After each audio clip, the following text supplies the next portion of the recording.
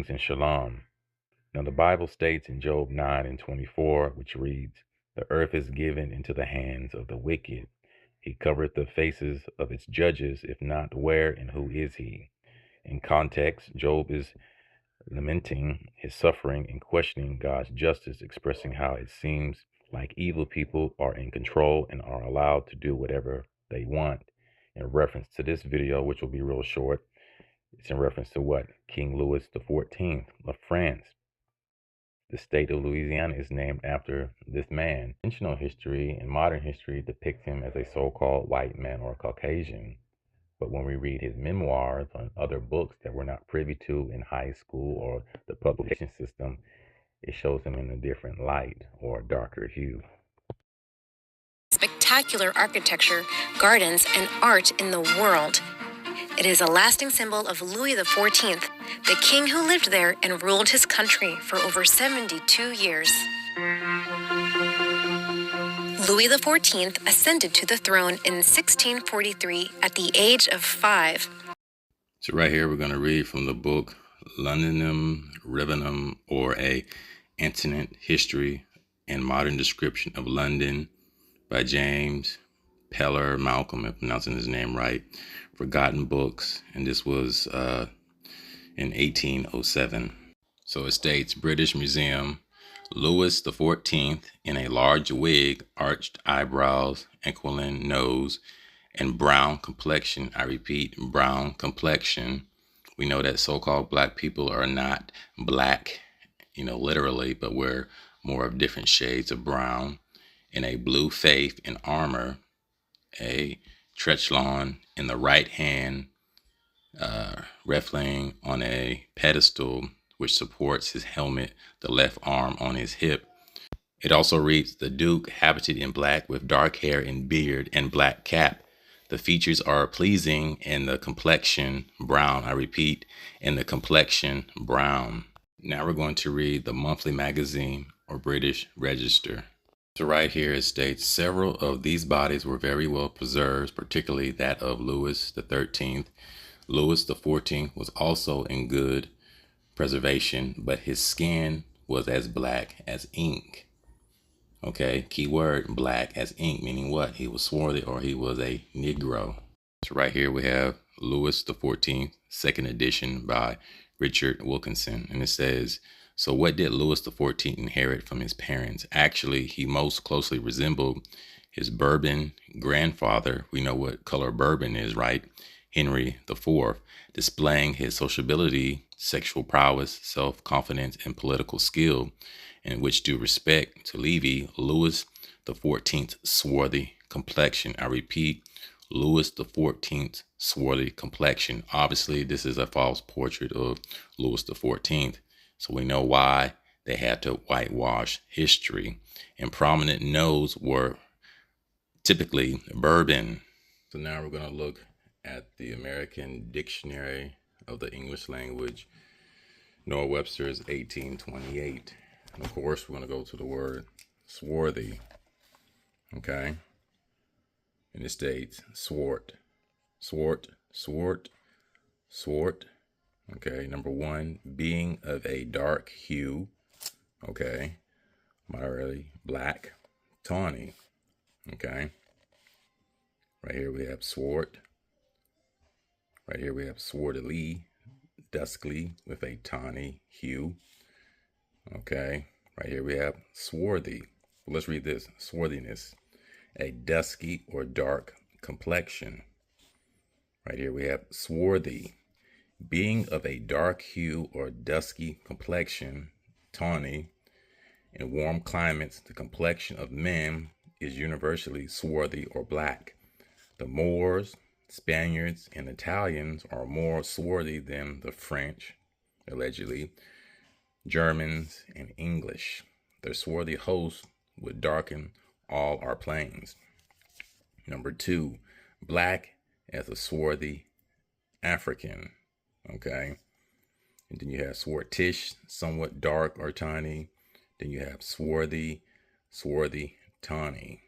Okay. So right now we're at the word complexion, and it states, number two, the color of the skin, particularly of the face, the color of the external parts of a body or thing, as a fair complexion, a dark complexion, the complexion of the sky, which is blue. Number three, the temperament, habitude, or natural disposition of the body.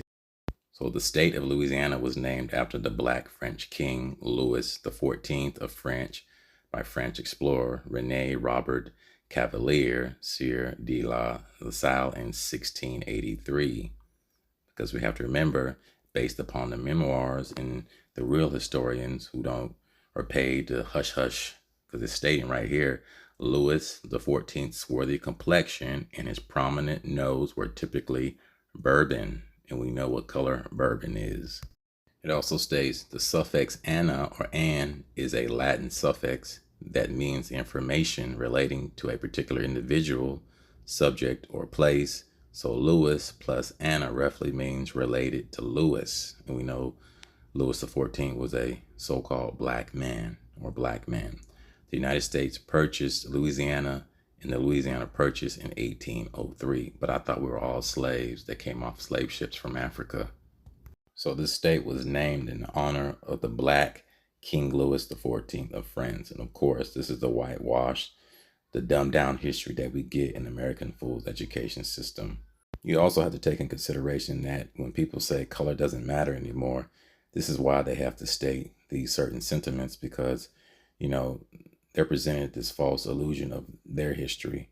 In all actuality, it's a lot of our history. But, like I said, it's been whitewashed. And of course, we go to the Holy Scriptures, Hosea 4:6. My people are destroyed for lack of knowledge, because thou hast rejected knowledge. I will also reject thee, that thou shalt be no priest to me, seeing thou hast forgotten that law of thy God. I will also forget thy children. The white man did not teach black people the Bible. In all essence, we taught them the Bible, especially during the medieval, the Holy Roman Empire, the Byzantines, and so forth. It was our people that were nobles, knights, bishops, esquires, and so forth. Now we're in the book Wisdom of Solomon, chapter 5, verse 5. You can find this in the 1611 KJV Bible, which they took out. And it states, and they repenting and groaning for anguish of spirit shall say within themselves, this was he whom we had sometimes in derision, and a proverb of reproach, that being what? The Negro. In this society, or the history that they've given us, we're quote unquote slaves. That is it. And our history starts at 1619. That's their conventional history for us. It also states, we fools accounted his life madness, and his end to be without honor. How is he numbered among the children of God, and his lot is among the saints. Get it? New Orleans Saints. Louisiana, New Orleans Saints. Now we're at Peter Roget's International Thesaurus, 3rd edition. And this is what a so-called white man or Caucasian has stated about the Negro. Negro, colored person, black, blackamoor. Okay, we also have colloquial terms, slang, but also notice the image of God. So they know with a lot of their archaeological finds and books and information that we're not privy to, they know who the Negro is. Verse 6, therefore we have erred from the way of truth, and the light of righteousness has not shined unto us, and the sun of righteousness rose not upon us. We wearied ourselves in the way of wickedness and destruction. Yea, we have gone through deserts where there lay no way. But as for the way of the Lord Yahweh, we have not known it. Why? Because the word was given to Jacob. Psalms 147:19 and 20. He showeth his word unto Jacob, his statutes and his judgments unto Israel. Verse 20, he has not dealt so with any nation, and as for his judgments, they have not known them. So when we read the context of the scriptures, the Most High is dealing with his people. It's like a diary, right? The diary is pertaining to that individual, or more specific, in the context of the Bible, is pertaining to the 12 tribes of Israel, them being scattered, them becoming like the Gentiles into other various nations, losing their way. And this is why Christ, or this was his true message, to gather the lost sheep of the house of Israel. This was not talking about the world, but, people have taking the Bible, and the Bible has become the most decontextualized book on the planet, bar none. Because Louis was too young to rule, his mother, Anne of Austria, was named regent to rule in his name. She requested that his father's chief minister, Cardinal Jules Mazarin, remain in charge of the country. It was a time of unrest in France as the monarchy sought to centralize its power at the expense of the noble class, leading to a series of civil wars between 1648 and 1653 called the Fronde. After Mazarin died in 1661, Louis chose to rule alone and further consolidate his power. Louis believed in the divine right of kings, that the king's right to rule came directly from God and could not be bound by the will of the people, the aristocracy, and in some cases, the church itself. He was influenced by the writings of his childhood tutor, Bishop Jacques Bossuet. Bossuet wrote of kings, "He is a public personage. All the state is in him. The will of all the people is included in him. As all perfection and all strength are united in God, so all the power of individuals is united in the person of the prince." Louis conveyed this concept with this simple phrase, "L'état c'est moi," translated as, "the state is me." To cement his absolute power, Louis transformed Versailles, a hunting lodge outside of Paris, into an immense palace of great opulence that would become a center for art and culture. In 1682, he ordered the court and the government to move to Versailles permanently and made it a home for thousands of nobles and officials. At Versailles, Louis used a series of tightly controlled rituals and ceremonies to keep the nobles vying for his favor instead of battling him for power. He also had them spend a significant amount of time every year at Versailles to prevent them from developing their own regional power. Louis referred to himself as the Sun King because he believed his subjects revolved around him the same way the planets revolved around the sun. Louis XIV placed tariffs on imported goods, fostered overseas colonies, and regulated trade. Under his leadership, France became the richest nation in Europe. Foreign dignitaries who visited Versailles were often intimidated, yet inspired by the tremendous display of wealth and power. During Louis's reign, France waged war against several European nations, running up tremendous debts. Combined with the costs of maintaining Versailles, the economy was left on the brink of financial ruin.